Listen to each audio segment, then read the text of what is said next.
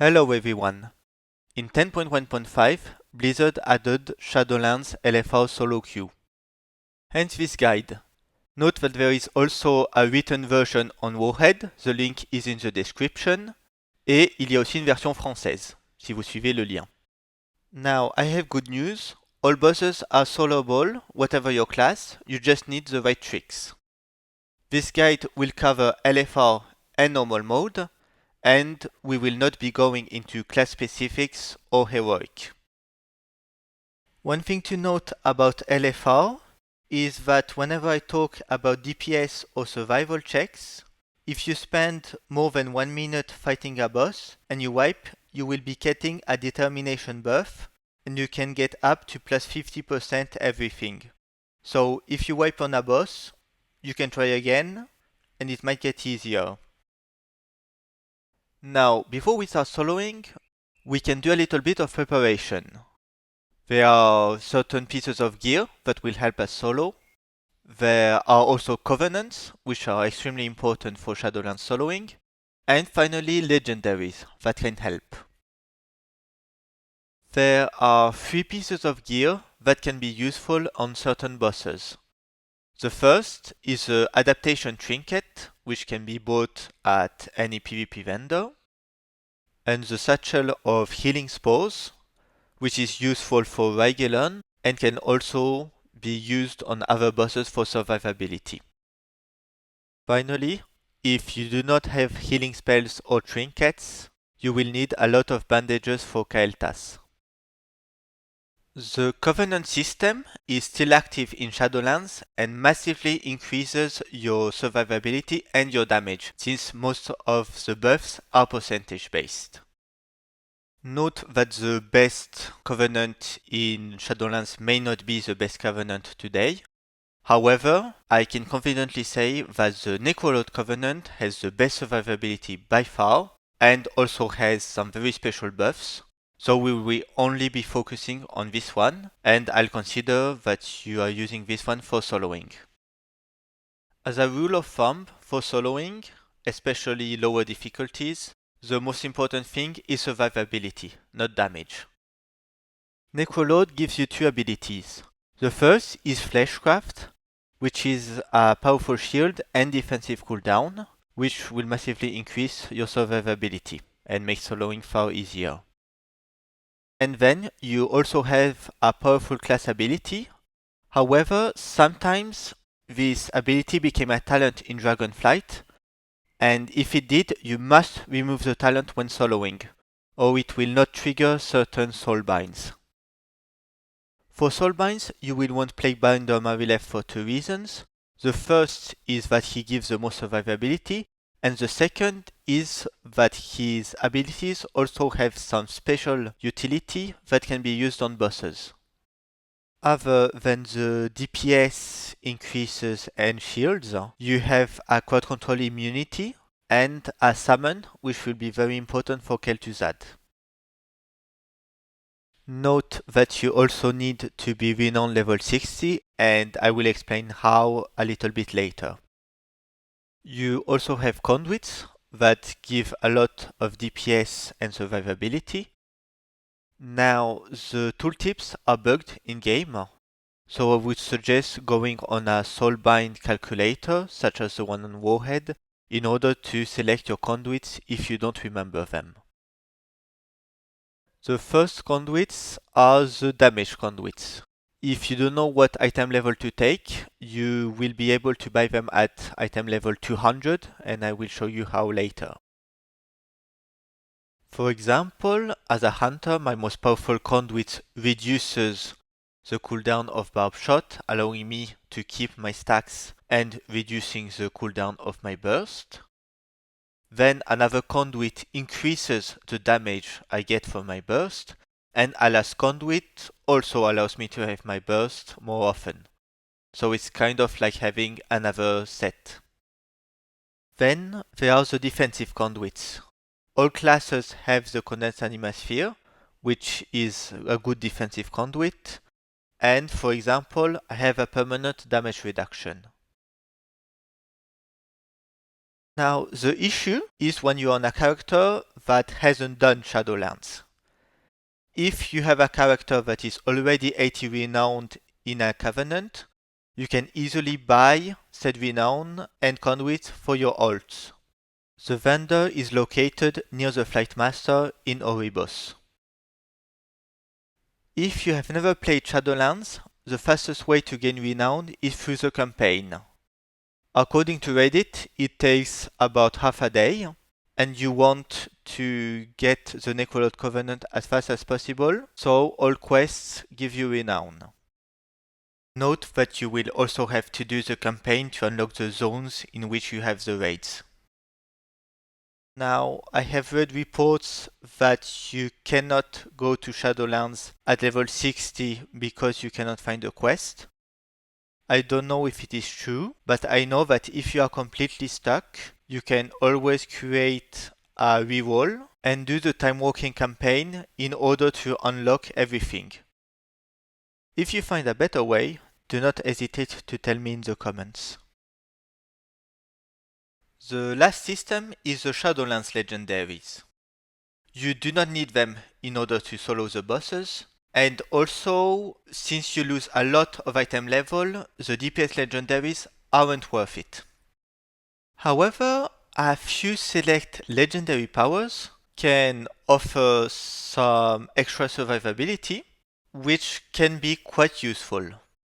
For example, one of the hardest bosses is the prototype Pantheon because you get a stacking dot. However, if you are a hunter, you have a legendary that will remove that dot and make the boss far easier. However, and I say it again, it is not necessary. If you have enough damage, enough survivability, you can do it without a legendary. But if you find yourself stuck on a boss, you might want to check if one of your legendary powers could help. Okay, now we can finally start soloing. The first raid is Castle Nathria. Bosses deal low damage and don't have a lot of health, so with a little gear you should be able to stomp all bosses easily. The first boss is Shriekwing. I will not be saying obvious stuff such as don't stand in the fire or do basic mechanics. I will only, in this guide, point out the mechanics that are actually dangerous or do damage. On this boss, nothing does any damage. The only thing to know is that when you enter phase 2, the boss will be immune, but that just means you have to wait. The second boss is Huntsman Altimor. He can deal a lot of damage, however, you can just burst him quickly and ignore all mechanics, so you should try that first. The boss's hard-hitting ability is Sinseeker. It will put 3 stacks of a dot that deal a lot of damage. It will be the main source of damage during the fight, so you might want to use a defensive or an immunity for the dot. The second dog has a cast called Rip Soul that will summon a soul that, if it reaches the boss, will give it plus 100% damage done. So if there are any Sin Seekers during this phase, they will hurt a lot more, which is why I would suggest using Heroism in this phase. Barghast also summons ads. It's best to control them, but they don't deal a lot of damage, so you can also ignore them. The last dog, Kael'Thas, increases his damage over time, but reduces it when moving, so you can kite him if you're taking too much damage. The Hungering Destroyer is simply a gear check. You have to kill him before he kills you. Note that he heals himself during the fight, so a healing reduction can help. Then, he will stop you from healing yourself during the fight, which is kind of a problem. However, if you're playing Necrolord, you will have a lot of Absolute Shields, which still work. Finally, in normal mode and only normal mode, his Volatile Ejection will put a debuff on you. This increases the damage from the next Volatile Ejection by about 40k, and it stacks. Therefore, you need to use your cooldowns for the later volatile ejections, and of course, the faster you kill it, the easier it will be. The next boss is Lady Inerva Darkvein. You can ignore most mechanics here, simply focus on killing the boss. There is one ability that could pose problems, which is the tank debuff. However, the boss doesn't have a lot of health, so you should be able to kill her before the stacks get too high. However, you can also try to destack by running away or using immunities if the stacks get too high. But anyways, the gear check is quite easy. Before going to Kael'thas, you must know that there are a lot of closed doors in Nathria, and to open them you have to clear the trash inside the room. There is a certain trash called the Coat Assassin that has an ability called Assassinate that will one-shot you. Be ready to use a defensive cooldown as soon as you see the debuff. Next boss is Kael'thas. He may seem scary for some classes, but he isn't. He's actually quite simple, and if a hunter can do it, then anyone can. The most important mechanic during this fight are the soul infusers. They spawn every once in a while, and when they die, they drop orbs that give you plus 200% healing done. If you grab all 3 orbs, that's plus 600%. Once you have the buff, you can simply heal the boss and use cooldowns if you can. If not, if you have a healing trinket, you can use it on the boss at this moment. However, there is no healing trinket that can be bought at the auction house as far as I know for now. If you do not have any healing or trinkets, then you will want to use bandages. Bandages will get interrupted if you take any damage. So if you have an immunity, it's better to take the buff, use your immunity, and then put the bandage on the boss. If you do not have an immunity, it's a bit more complicated. You have to use the fact that the buff lasts for 14 seconds to delay refreshing the buff until you have killed all the adds, after which you can take the third stack and heal the boss. During downtime, you can use the pillars to heal the boss. However, they do not heal for much. Now, in normal mode, and normal mode only, when the casters die, they leave a canister on the ground. You must use bandages on those canisters in order to heal Kael'thas if you want the fight to go faster. Or just heal them if you are a healer. Okay, now that you've understood the principles, I will show you the whole fight once if you need more details. If not, you can skip to the next boss. Start by killing the adds, then heal the boss.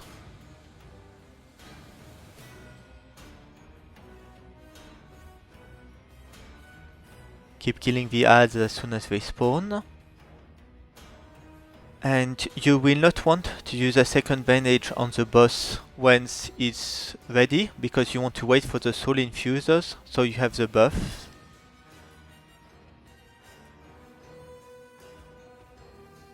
So once soul infusers are here, make sure to use the bandage with the buff, and it will give the boss a lot of health. As I said, pillars give the boss only a little health, but it's enough to push him a little faster. Here again, we are waiting for soul infusers before using our bandage.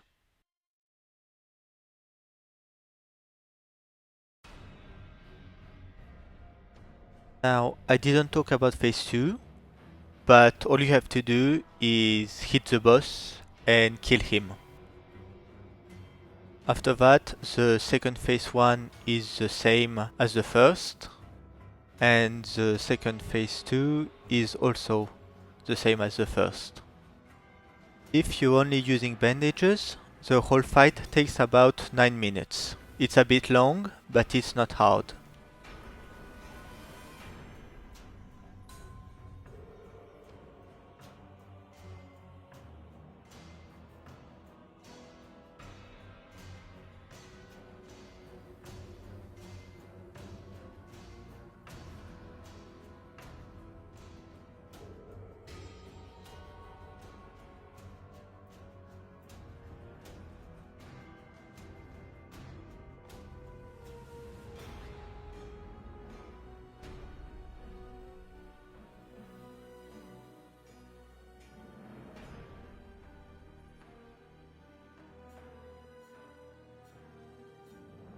Phew! Now that Kael is done, let's get to Xy'Mox. He's extremely easy. The only thing that can wipe you is his spirits. If they hit you and mind control you, you wipe.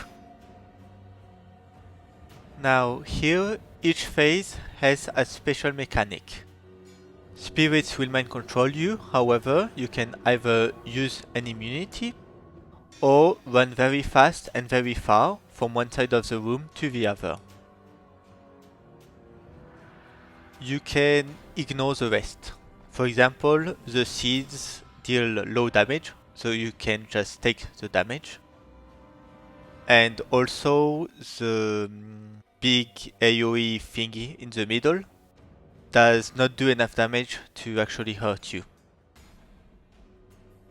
The Council of Blood is a very simple boss. They simply do not deal enough damage to be a threat, so the only thing is to kill them from the order of the most annoying to the least annoying.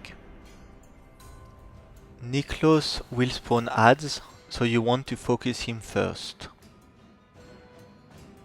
There will be a lot of dancing involved, so the fight may take a little while. Once you've killed Niklos, switch to Stavros because he deals more damage than Frida. Then once Stavros is dead, Frida is all that is left, and GG. Sludgefist deals a little more damage than some other bosses, however he's not particularly dangerous either. The only thing you have to be careful is not to let his stomp hit pillars, and to make sure that his charge goes into a pillar. But the boss is easy enough that even if you make a mistake, it shouldn't matter. The penultimate boss is the Stone Legion Generals. In LFR, there are nearly no noteworthy mechanics, which means that you take very little damage. General Call puts bleeds on you, however, they are destacked by Crystallize, so it's never threatening. Not to mention, the bosses have very little health, so you will quickly find yourself in the transition. During the transition, you want to kill the gargoyle, grab the big orb, then go to the middle and collect the small orbs. Note that you can both take a big orb and a small orb at the same time. The boss isn't completely immune during that time, but it's best to focus on getting to phase 2 as fast as possible. In the same vein, Grashal's abilities can safely be ignored. His Stone Fist does stack, but it doesn't deal enough damage for it to be significant, and his leaps simply do not do enough damage. For the second transition, do exactly the same thing as for the first, only this time you won't be slowed. For phase 3, I don't know if you have to kill them together, but it's safer to do so. One last thing, in normal mode, whenever there is a Crystallize, there is also a Meteor. The Meteor deals about 90k damage, which isn't too much, but it's still something to be noted. You can use a defensive cooldown, an immunity, however, if you use the Necroload ability, it will block the stun, but you will also keep the bleeds, so be careful, it might not be worth it. And finally, the last boss, Sire Denathrius. First thing, you need to enter the room if you want to start the RP, or else he won't activate. In phase 1, you have to destack Burden of Sin. This is because, during the transition, it will slow you down, and if you don't reach the middle, you will die. Any class can survive with 2 stacks. If you have a small speed boost, you can survive with 3 stacks. And to survive with 4 stacks or more, you need to have a special ability. The boss removes 2 stacks per minute with Cleansing Pain, so just be careful not to face him too fast. Phase 1 is supposed to be a DPS check, but it's in phase 2 and phase 3 that you will actually have to kill the boss before he kills you. The first thing the boss does in phase 2 is summon Kabbalists. However, they are not a priority target, especially those that are in range if you are a melee class. During phase 2, Denathrius will stack a damage increase on you, and Rimonia will stack a bleed. You want to phase him before the stacks get too high, and I would suggest using Heroism in phase 2 so you can enter phase 3, which is also a DPS race with all your defensive cooldowns. Of course, if you have immunities or anything that allows you to destack, then it will no longer be a DPS race. Start phase 3 by killing the Kabbalists. They will reduce the healing you take. Then, the boss will start stacking a dot on you. It's quite simple, as usual, kill the boss before he kills you. And that's it for Nathria. The bosses do have a strat, but they don't deal a lot of damage and they have little health. So even without much gear, you should be able to just stomp them without too much trouble. The next raids, however, will have some nasty bosses. The second raid is Sanctum of Domination. Bosses here can be a bit gimmicky and sometimes require luck, so there are a few bosses that are significantly harder than what you find in Nathria. The first boss is a Tarragrue. You will want to run around the room and kill the 4 golems to take their anima powers. There is only one special anima power, and that is the Ever Beating Heart, because it allows you to avoid several of the boss's mechanics. Then you have anima powers that increase your damage, and anima powers that increase your survivability. Of course, you do not need perfect powers, so just run around, take the best choice out of the 3, and if you find the Ever Beating Heart, make sure to take it. If you are unhappy with your powers, you can remove them on one of the pillars and go get others. The reason you would want the Ever Beating Heart is because it is a stun immunity and the boss has 2 stuns. The first one is simply a stun for 4 seconds, and the other one is a 10-second stun that, coupled with the 200% damage increased debuff, can cause you to die if you are stunned for too long. Note that you do not need the Ever Beating Heart. You can manage first by using an adaptation trinket, and then by using the stun immunity from Fleshcraft on the second stun, and then you have a rotation, which is in the guide linked in the description. He also has an Enrage, which increases his damage by a lot, so if you can dispel it, make sure to do it. However, the fight is very easy if you have the right powers.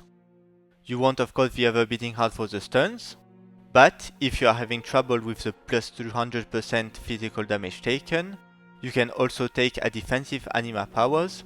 For example, here I had the Spectral Oaths and I was just always at 100% health. In LFR, the boss simply dies when his health reaches 0%. However, in normal, he's a little bit more difficult. At 10%, the boss will go into phase 2. He will gain a 500% damage increase.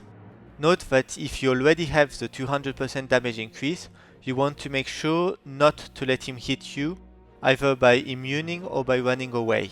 Then you want to finish him off quickly. You can use offensive cooldowns, defensive cooldowns, and heroism here.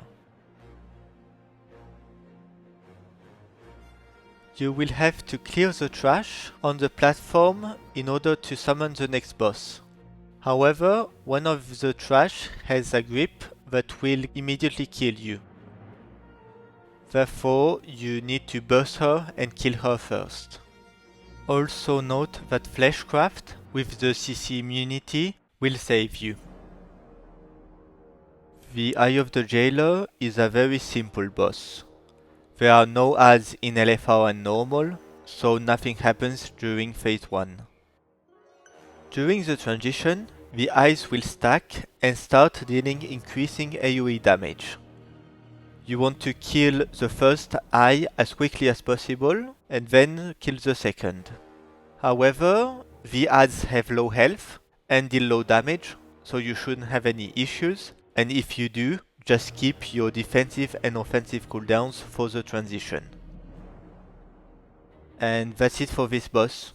He has low health and deals low damage, so if you can't just ignore mechanics and kill him, this probably won't bode well for the next bosses. The next boss are the 9. You can kill the first 2 bosses together or focus Kyra down first, since she has a tank ability that increases your damage taken. Note that the first 2 bosses deal more damage than the third one, so you want to use your cooldowns at the start. Skyja has a tank debuff that reduces the healing you take. However, it doesn't stack very fast, your Necrolord shield isn't affected, and the boss doesn't deal that much damage, so it's not much of a threat. The ability you do have to watch out for is the Call of the Valkyr. If the boss gets a shield, make sure to move her out of it, and the Falling Strike and the Crushing Gaze will deal a significant amount of damage, so make sure to heal up or use a defensive cooldown, especially if you get both at the same time.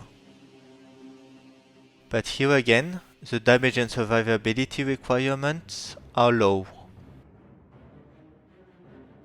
Soulrender Dormazain is a step up in terms of difficulty. First, his Ruin Blade will stack a debuff on you, and at 3 or 4 stacks you will start taking a lot of damage. Then he will summon adds. They don't deal a lot of damage, but they can slow you down, so it's better to kill them before they reach the middle. When the chains appear, you will have to break all 3 yourself, which means you must focus on doing the chains, ignoring all other mechanics. However, you do not have to do the chains, since it is possible to do the boss before the Hell Scream. Even if the cast goes off, it doesn't fear you in LFR and normal, so you will just be taking a lot of damage. Here again, this boss is simply a gear check. The Remnant of Ner'zhul is quite a straightforward boss. The only dangerous ability is the Suffering cast. It will deal increasing damage until it kills you, although depending on the timing of the transition, it can fall off. Note that the boss has little health, so the strategy is simple: bust the boss and kill him as quickly as possible. Ignore the orbs, they will just slow you down, and also, if you have the bump, make sure not to be bumped off the platform. However, the bump is quite small, so as long as you stay in the middle, you aren't in danger. Painsmith Raznal is, ironically, the easiest boss in the instance. His tank ability will put a debuff on you that triples the damage you take from his melee attacks. However, that is the only thing that deals damage in this fight, since the orbs have no health, and you can just take all the spikes and all the fire, and it just won't deal damage. Which means you can ignore all mechanics and just kill him, since his tank debuff will never stack, so you will never be in danger. The Guardian of the first ones is another very easy boss.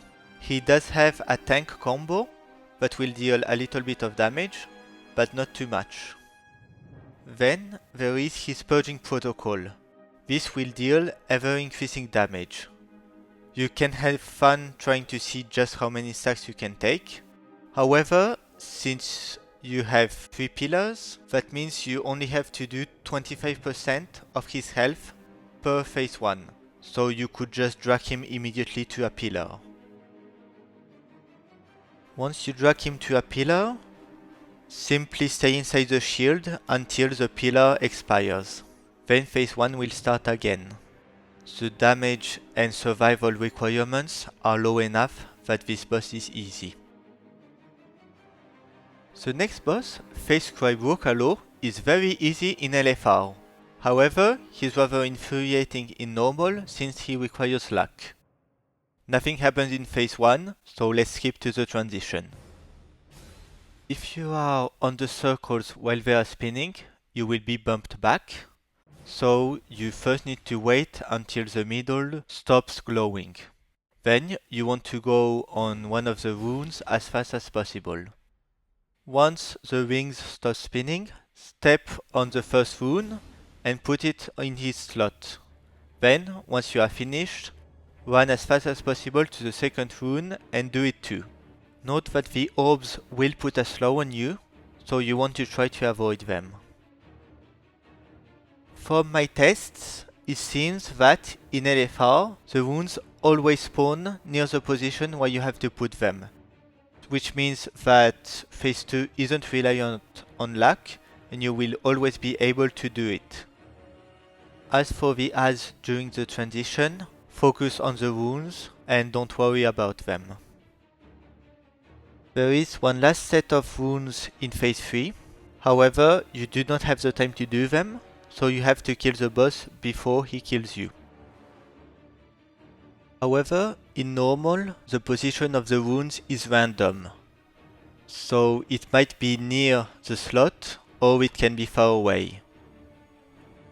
As such, you will be reliant on luck, because if you are unlucky, you won't have the time to do the runes. In this example, both runes were far from their position, and therefore it was impossible to do the transition.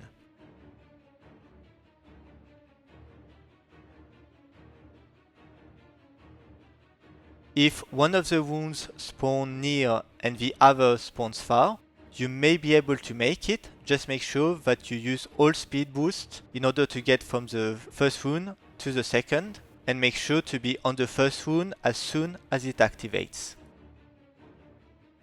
If you do the runes correctly, and you make sure to have enough DPS for phase 3, you need to get lucky twice in a row in doing the transition, so you have a little more than 50% chance of making it. The next boss is Kel'Thuzad. He is absolutely soloable and he isn't even that hard, however you need to know the strategy. In phase 1, the main ability you have to be careful of is his Soul Fracture. This will increase the physical damage you take, therefore it is best for you to try to kill the souls and clear the debuff as fast as possible. However, if you're doing this on normal mode, the debuff will be plus 500% instead of plus 100%. As such, you will be taking a lot of damage and you will have 3 souls. So you really need to clear your stacks quickly and minimize damage taken. The other important ability during phase 1 is the Frost Blast. First, it deals a lot of damage, but more importantly, it roots you, and it usually does so during the souls. You want to remove the root, and if you can't, then keep Fleshcraft for this moment. Now, in order to solo this boss, you will need a strategy for phase 2. If you mindlessly go down into the phylactery, then the boss will despawn, so you won't be able to kill him. However, the solution here is extremely simple. The ads need a target, and as long as they have one, the boss will not despawn. For example, here I am using a Dire Beast, and then going down, and the boss doesn't despawn until the Dire Beast is over. As such, if you have an ability that summons ads, you can use it to get through phase 2. However, if your class does not have a summon, the Necrolord Covenant ability Kevin's Oozling does summon an ad for you. Kevin's Oozling requires you to be at 60 renown with the Necrolords, and whenever you use your class ability, it will summon an ad. Be careful, if your Necroload ability is also a talent, you have to remove the talent or it will not work. So, in conclusion, you want to use your summon, go to the phylactery, DPS Kel'Thuzad quickly, and then get up before the pet disappears. Now, the issue here is that Kevin's oozling duration varies between classes, and for some classes it's less than 10 seconds. Frankly, 10 seconds is enough if you have decent DPS. However, if you are struggling, you have two ways to deal with it. The first is to use a hard-hitting ability as soon as you go down, or to use a flat damage trinket. So simply get in, hit the Remnant and get out. You can also try to use Bloodlust or other DPS cooldowns.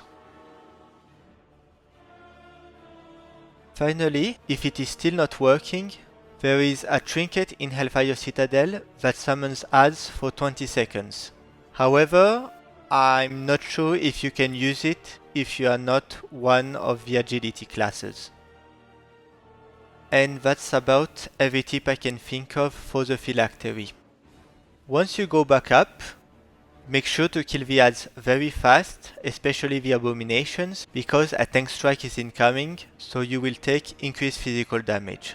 You can then kill the banshees, they have low health. The last phase is quite simple.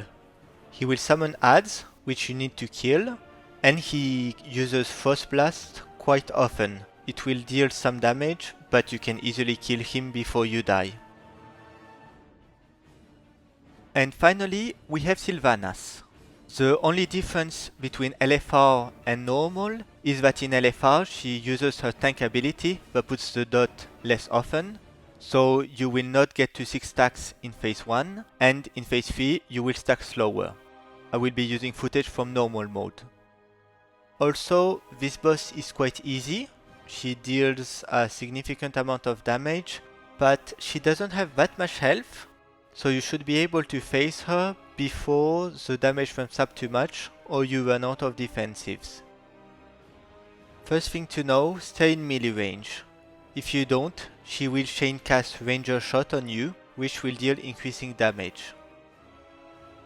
When the chains spawn, they won't deal a lot of damage, but damage will increase over time, so you want to kill them as soon as they spawn.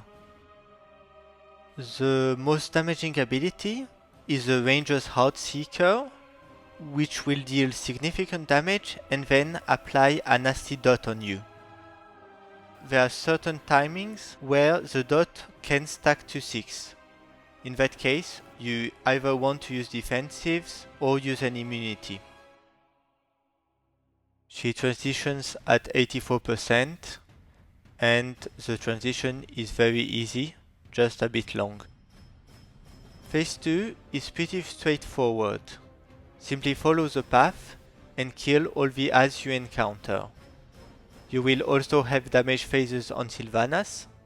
For the first phase, you do not have to hold back. Just remember to use your interrupt on her spell. For the next 3 platforms, you want to kill the big add and then kill a few little adds, but you do not have to kill all of them. When Sylvanas casts Ruin, you want to interrupt her. However, even if you don't, it won't deal too much damage. During the second damage phase on Sylvanas, you do not want to use DPS cooldowns, because if she gets low enough, she will become immune, so it will be a waste. For most classes, phase 3 is a DPS race. The main ability here is the fact that the debuff from the tank ability is now permanent. Also, when she puts her healing absorb on you, you want to heal yourself a little bit in order to dispel it. It is a little bit random, but usually when she's going from the first platform to the second platform, she delays her tank ability and then she will cast it twice in quick succession. If you use an immunity at this moment, you can avoid a lot of stacks. or if it dispels you, you can even remove everything. Since it is a magic debuff, if you have a dispel, an immunity, or a racial that can remove it, then this phase becomes a lot easier.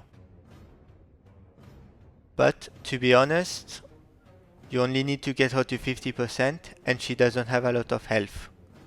So you should be able to kill her before you get a lot of stacks.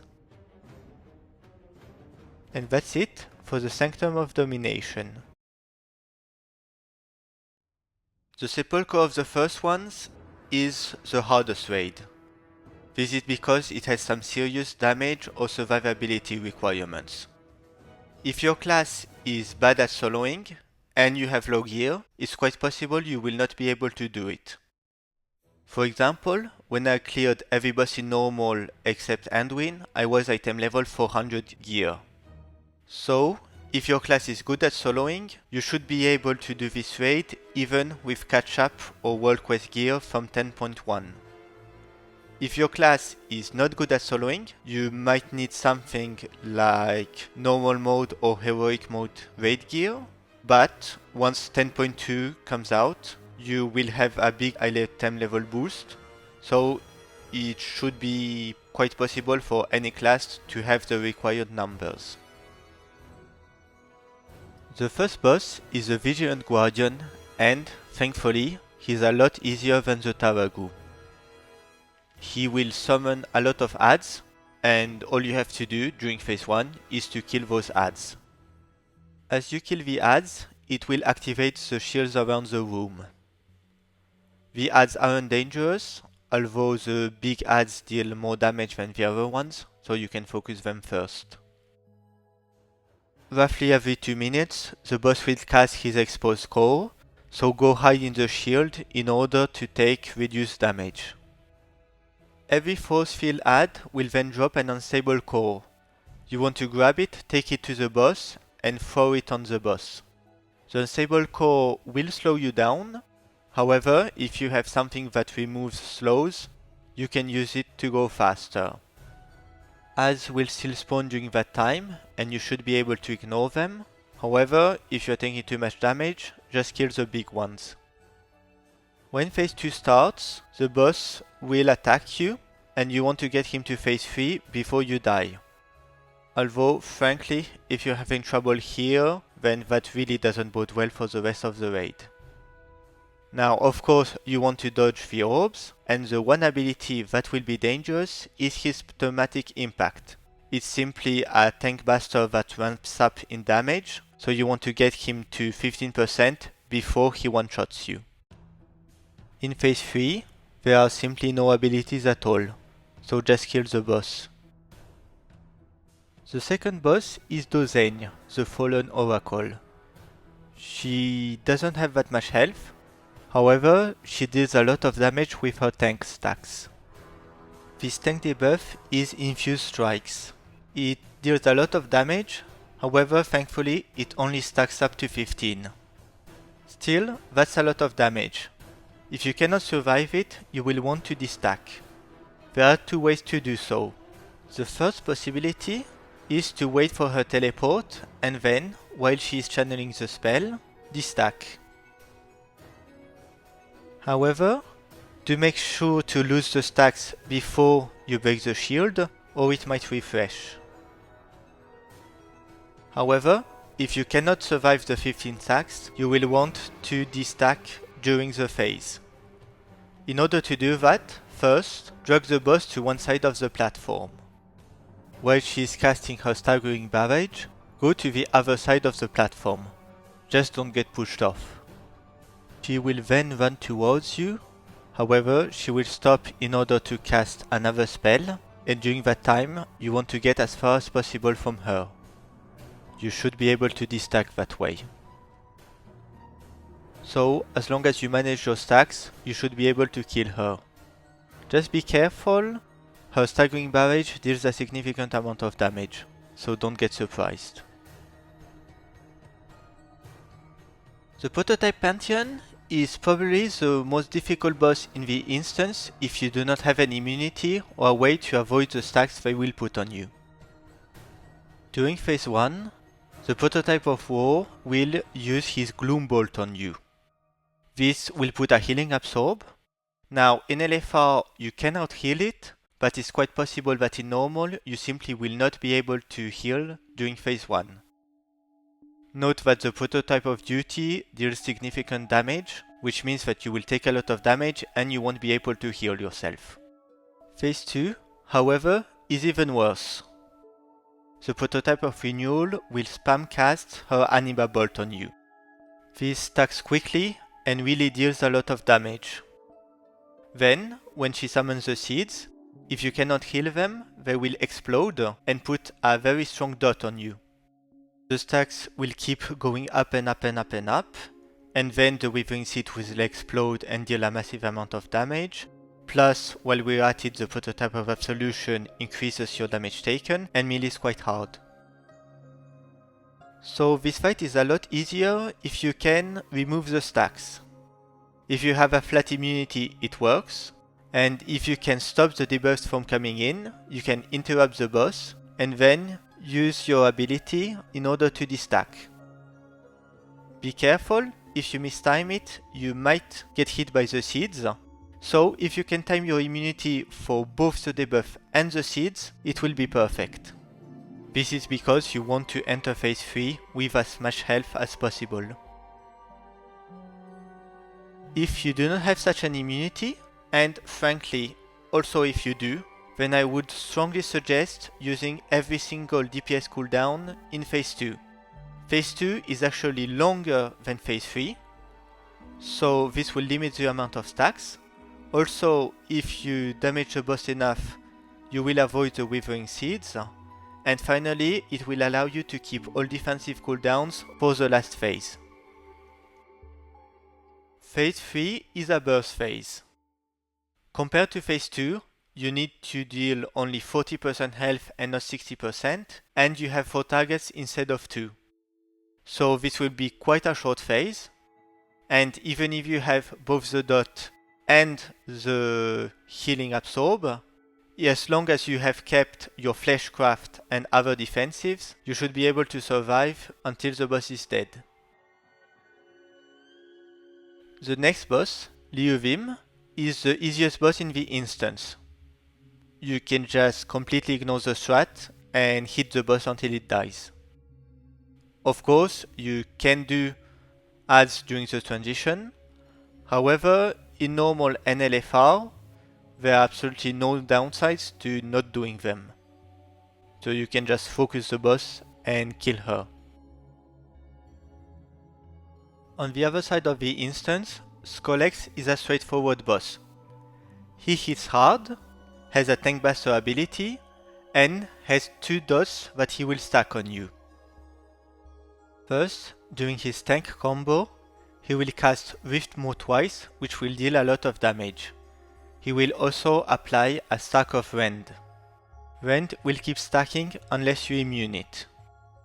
Note that during the combo, you will gain a lot of stacks of Ephemera Dust, which is another dot that will deal increasing damage. You want to use your defensive cooldowns on the tank combos, since it's the first source of damage during the fight. Finally, in LFR, he will burrow, and you have to make sure you are within the circle. This will remove your stacks of Ephemera Dust, and it will delay his tank combo, allowing you to destack Rend. However, he does not do that in normal mode, so in normal mode you will be taking more damage. In normal, the damage he deals is really high. Not to mention, in normal he has an extra ability that doubles his melee damage. So if you are a class with low survivability, you will need a lot of DPS in order to kill him before he kills you. The next boss is Artificer Xy'Mox. For some reason, whenever he casts his wormhole on you, you will take massive damage. The other ability is the Genesis Rings. If you have to run through them, make sure to do it as fast as possible and in a straight line, so you take as little damage as possible. They do deal damage, but it's still not a one-shot, so you can just go through. note that if you have a blink or an immunity or anything else, you can always use it. However, here again, the health of the boss is low. If you have the DPS for the other bosses, you absolutely have the DPS to face him before you even have to worry about the rings. Once you reach phase 2, you want to kill the big adds first and then the little ones. So, all in all, you should probably be able to brute force this boss without worrying about the strat. Halondrus is a boss that can be both easy or hard depending on your DPS. Although I would say that if you're doing this raid, you probably have enough DPS to make it easy. This is because he's divided in phases and transitions, and the more damage you do during the transition, the shorter the phases will be, and the less damage you will take. Especially since there are certain breakpoints, which, if you avoid them, means you will take a lot less damage. There are two main sources of damage. The first is the Light Shatter Beam, which is simply a tank ability that deals a lot of damage. Then there are the motes. If they touch the boss, they will explode, dealing a lot of damage. The easiest way to deal with the motes is to hit the boss very hard, which will make the motes despawn once he goes into the next phase. If not, you can always delay the motes by hitting them with your body, which will knock them back. Just make sure not to stagger them and refresh the stacks, a bit like bursting, it's best to take everything at once. Of course, you can also do other stuff such as using an immunity when the motes hit the boss, or simply using defensives. During the transition, you will be taking a lot less damage. The only thing that can kill you here is being bumped off the map, so just be careful and make sure to DPS the boss as much as possible. If you can get him low enough before he ends his transition, he will immediately go back to the transition, and therefore you will not have to worry about orbs. Which is why I said this boss gets exponentially easier with gear. If you have enough damage, you can just burst him in phase 1, and then he just won't do anything for the rest of the fight. If the boss does reach phase 3, however, it will be the same as phase 1, but with a lot more motes. So just kill the boss before he kills you, as always. Now, for the next boss, Anduin, he is completely different in LFR than in normal. In LFR, he is a hardish boss, but definitely possible, while in normal, he is by far the hardest boss, and I believe only a few select classes may be able to solo him for a while, for reasons I will explain later. The strategy for LFR and the strategy for normal mode are completely different, so I will be starting with the strategy for LFR. In LFR, your aim for phase 1 will simply be to survive. You don't really care about the damage, I mean deal as much damage as you can, but your focus will be solely on survival. There are two important abilities in this phase. The first one is the Dark Zeal, the tank ability, that will make Anduin deal more and more melee damage. This will actually cause him to deal a lot of damage. Then there is the Befouled Barrier. You can stand inside it and heal yourself, or avoid it, wait until it puts a healing absorb on you, and then heal yourself to remove the healing absorb. If you can, it is better to stand inside the barrier. However, if you are kiting, it might not be possible. Now, as I said, your focus in phase 1 is solely survival. As such, you do not have to wait until the boss is at 50 stacks to start kiting, and if you need to start kiting since the start of the encounter in order to help you survive, don't hesitate. You don't have to worry about DPS, because in phase 2 you will have the opportunity you need.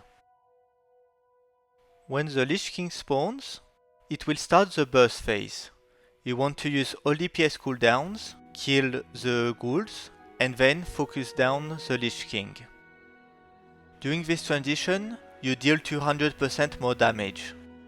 This means that even if you focused on survival during phase 1, you should be able to get him to phase 3 immediately during the transition and not even bother with phase 2. The Lich King will also cast a tank ability that will make you take increasing damage. However, during the whole phase, you won't be taking too much damage, so you don't have to worry too much about survivability.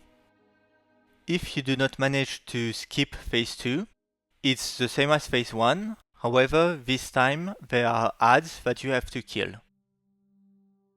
If you reach phase 3, the boss is dead. In LFR, this fight is simply a gear check. You need enough DPS and enough survivability, and that's all.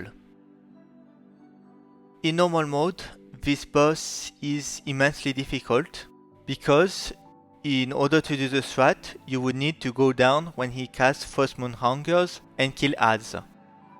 However, if you do that, the boss will despawn. Unlike Kel'Thuzad, I found absolutely no way to not have him reset. If you find one, please tell me. However, if we cannot go downstairs, then we cannot get the buff in phase 2. So, in other words, you will not have the Force of Will, which means that you will not have the 90% damage reduction. So you will take 10 times more damage. Also, the Soul Reaper will increase your damage taken by 150% per stack instead of 50, and the ghouls put a healing reduction on you, which means that you will get absolutely destroyed. Therefore, if you want to avoid the transition and kill the boss, the only thing that works for all classes is having 210k DPS. If you can get the boss to 10% before the transition, you win. As a reminder, you have the Covenants, so your DPS is increased. However, although we will be able to reach 220k before the end of the expansion, right now we cannot. As such, frankly, I can't do a guide. All I can say is that depending on your class, try to find something that works for you. For example, as a hunter, I have to use Feign Death in order to reset the adds. Then I have to use Absorbs in every way in order to survive the dot. And I equipped every Absorb that I could. So, of course, Fleshcraft, but also the tank ring from the Forbidden Reach, a tank trinket, a healing trinket. And even if I survived the phase, I also had to grab all the ghouls and then kill them before they killed me, and in order to remove the healing reduction that prevented me from healing myself. So maybe a tank would be able to do this transition too, maybe a healer, but frankly, if you manage it, please tell me in the comments.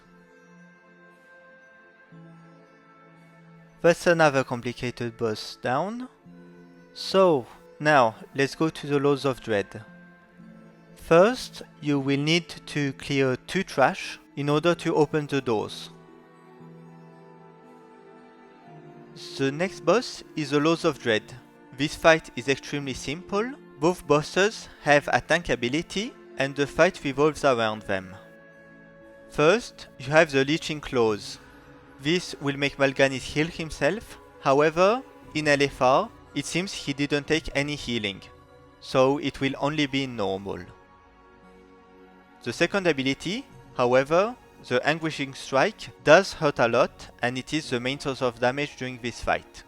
However, it will only stack to 4. This is because every time the boss does a special ability, the stacks have time to drop off. The first special ability, the Swarm, deals absolutely no damage, and you have a plus 100% buff. So make sure to use those 20 seconds to damage the boss as much as you can. When the fight simply starts again, you will get to 4 stacks, and then they will cast the Infiltration of Dread. This ability simply will not work, because there aren't enough people, but you will be stunned for 15 seconds. So either use an adaptation trinket or another anti-stun. Frankly, in LFR, this boss is really easy. However, there are some changes in normal. The main change is that the Leeching Claws now heal the boss for 10% health every time he casts them.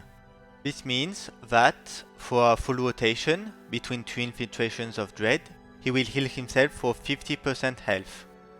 Of course, you can reduce it with a Mortal Wounds effect, and I would suggest you do so. Now, other than that, it is the same fight. However, the bosses will now last a lot longer, and they do deal more damage than in LFR. Therefore, the boss is significantly more difficult. Now, one last thing, you do not have to kill them together. If you kill one of the bosses, he will start dealing increasing AoE damage. However, it might actually be better than to leave him alive. So, if you just can't do this boss normally, maybe try getting rid of one of the two as fast as possible. The next boss, Rygelon, isn't a complicated boss. There is only one major ability that you have to manage correctly or you will die. The fight revolves around Corrupted Strikes. Every time he uses it on you, the more damage you take, the harder the resulting dot will be. Not to mention that it stacks. Therefore, it will quickly become unmanageable and kill you. Therefore, in order to survive, you have to destack. And in order to destack, you simply have to take 0 damage from a strike, which means that you will not get the debuff. In other words, if you immune a strike or absorb it, you won't take any damage, you won't take the debuff, and you will destack. As I said at the start of the video, you can buy a satchel of healing spores at the auction house.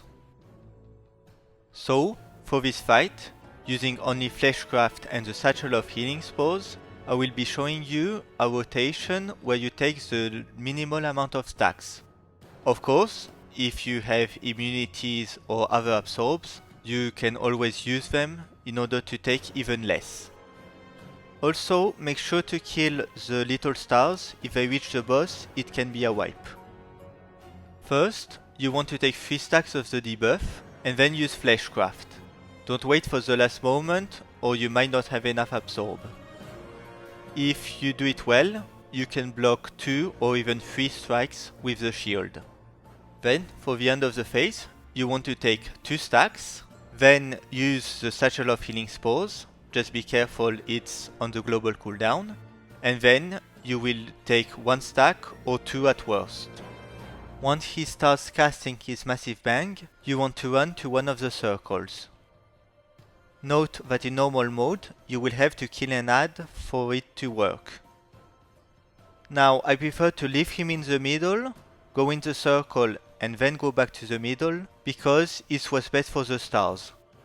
However, you can drag him to the side then back to the middle if it's better for your DPS. During phase 2, he will put 3 stacks on you. If you can absorb the second, do it. If you cannot, use a defensive cooldown right before the first strike to reduce the damage from the dot. Then the boss will go back to phase 1. For the second phase 1, we will never go to 3 stacks. Therefore, use the satchel of healing spores on the third strike. Then, take 2 more stacks and use Fleshcraft before the third. Fleshcraft will block at few more stacks and then you will have phase 2 again. You will have 3 stacks in phase 2, and then, if you have another phase 1, figure out something that works for your class, or you will have to take 4 stacks, block the 5th, and take 4 others. And then, for the final boss of the expansion, the Jailer. This isn't particularly difficult, except maybe the mind control on normal. In phase 1, you will have to worry about the bombs. They knock you back, so make sure not to be knocked into the void or in a hole. And also, you will need to put one of the 2 bombs in a hole in order to spawn a pillar. Note that if you spawn a pillar with the first bomb, You can use the pillar to block the second bomb and not be knocked back. As a reminder, the pillars are used to avoid the mind control. Then there is the tank combo. In LFR, it will deal damage and then leave a debuff that increases your damage taken. Note that the boss deals a significant amount of melee damage, but if you survive the previous bosses, you should survive this one. On normal, however, the last hit will deal immense damage. Therefore, you want to use a defensive cooldown on each tank combo. After a set timer or when the boss reaches 60%, he will transition to phase 2. During phase 2, you don't have to worry about pillars or the tank strikes or anything. You can really ignore every single mechanic. You just need to focus on the mind control. The mind control will put an absorb shield on you and make you run to the edge of the platform. Thankfully, in LFR, the mind control makes you extremely slow and the boss himself will break your shield. So it's a non-issue, just make sure to be far away from the edge and you will not die. However, in normal mode it does not work, which is weird because it works in heroic, but in normal the shield is extremely powerful for some reason, which means that you will not be able to be broken by the boss and you will die. Also, it is unaffected by immunity, so you cannot avoid it. The best solution is simply to get him to 30% before he casts his mind control, so he will go to phase 3 without throwing you off the cliff. This works if you are a DPS class with decent gear. However, if you do not have the DPS, you will need to use the hole strategy. Before the mind control, you want to enter one of the holes diagonally. If you are too much inside, you will teleport out when you are mind controlled, and if you are not enough inside, then you will simply walk out. However, if done well, which isn't very easy, so it might take several tries, then you will be stuck inside the holes until the boss gets to phase 3 and the mind control fades. The last phase, phase 3, is quite easy. You just have to watch out for 2 abilities. Although, if the boss doesn't have a lot of health left, you can avoid them by killing him fast. The first ability is the Chains of Anguish. Since you are alone, you cannot break them, so it is a hard-hitting dot. Then, there is another rune that will put a healing absorb on you. You want to heal yourself up, or the healing absorb will mind control you. And that's it for this boss, this raid and this expansion. I hope that this guide was useful for you. If you have any questions, don't hesitate to put them in the comments, and although I cannot update the video, I will be updating the written guide that comes with it. Thank you all, and have fun soloing.